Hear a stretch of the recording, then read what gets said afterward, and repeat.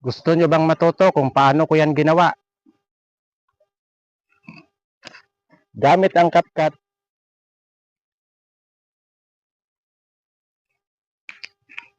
tuturuan ko kayo.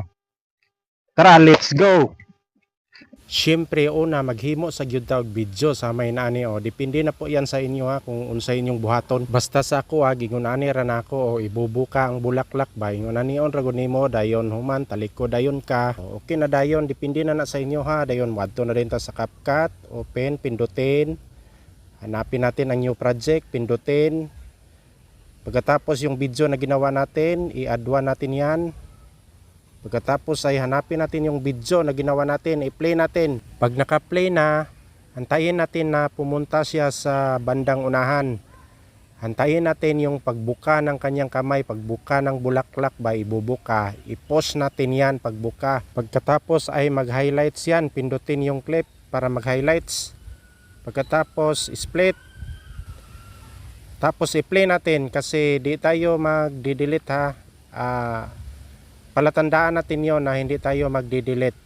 I-play lang natin hanggang sa dulo, hanggang sa katapusan.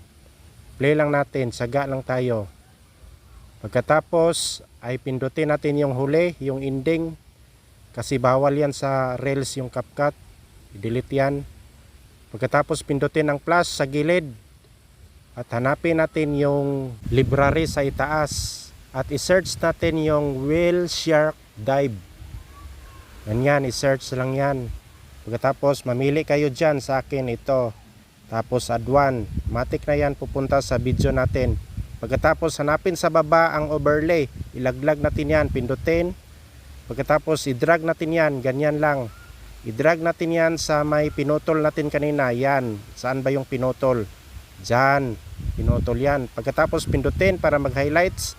Pagkatapos yung video isangkad natin sa itaas sa may blue sky ba, sa naka blue na langit. Pagkatapos ay hanapin natin sa baba ang mas. Asan ba yun si Tomas? Ayan, pindutin si mas. Pagkatapos piliin natin ang horizontal. Ganyan lang, i-drag natin yan pa baba. Pagkatapos pindutin ang adjust, pindutin ang feeder. Ilagay natin ang feeder sa akin ay 20 or 30. Depende na po yan sa inyo ha. Basta sa akin 30. Tapos check sa gilid. Tapos check ulit. Ka-highlights man yan no, yung second clip. Hanapin natin yung animation.